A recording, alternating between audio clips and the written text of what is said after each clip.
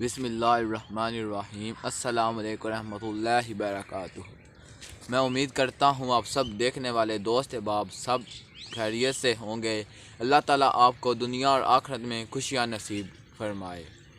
آج کی ویڈیو آپ نے تھمبنیل دیکھ لیا ہوگا، کس لیے آپ یہ صرف ایک ویڈیو مکمل دیکھ لیں، آپ سگریٹ پینا چھوڑ دیں گے۔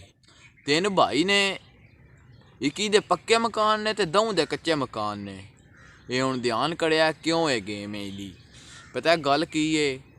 گل اس طرح ہے کہ مطلب جڑے وہ دو بھائی نان وہ تروے بھائی مطلب تقریباً سگریٹ پیندے کرتے ہیں، بڑا سگریٹ انہیں پیندا، روز دی ایک دو ڈبی جہاں پی جاندے تین بھائی، مطلب اپنی وکری وکری تین ڈبیاں ہو گئیاں۔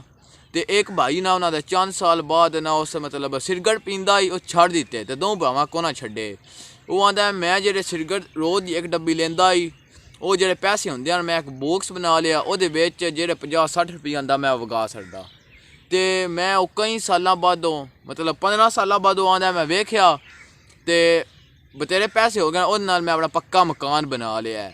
تے جے دوجے برا نہ کئی ایکن کینسر ہو گیا، ایکن فالج ہو گیا، ٹھیک ہے، مطلب فالج منہ دا تو منہ خراب ہو گیا ادا۔ ویکھو نا تسی ہن اس طرح گل ہے کہ ایک بھائی ہے انہوں دے مطلب پکے مکان بن گئے نے تے دوں دے کچے کیوں نے؟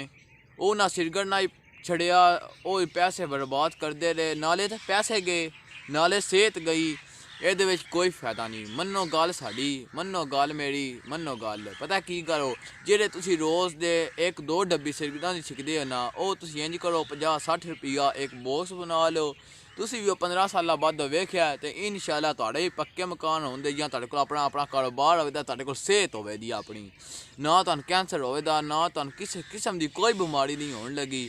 تے ویکھنا انہاں دے دو بران، ایک کینسر آئی، ایک پتہ نہیں کی آئی، جو کچھ بھی آئی، تو ویکھو وہ ہن پکے مکان نے، انہاں دے کچے مکان نے۔ تسی بھی اگر اپنے پکے مکان بنانا چاہندے ہو تے پیسے جمع کرو، انہاں نوں فالتو شیواں سگریٹاں چ نہ لگاؤ، مہربانی کرو، مہربانی کرو۔ اگر ویڈیو اچھی لگی ہوئے تے ساڈے چینل ضرور سبسکرائب کریا ہے تے ویڈیو نوں شیئر کیتا ہے تاکہ جڑے تہاڈے بھائی سگریٹ پیندے نے انہاں ضرور شیئر کریا، ٹھیک ہے؟ مہربانی کرو، سگریٹ چھڈو۔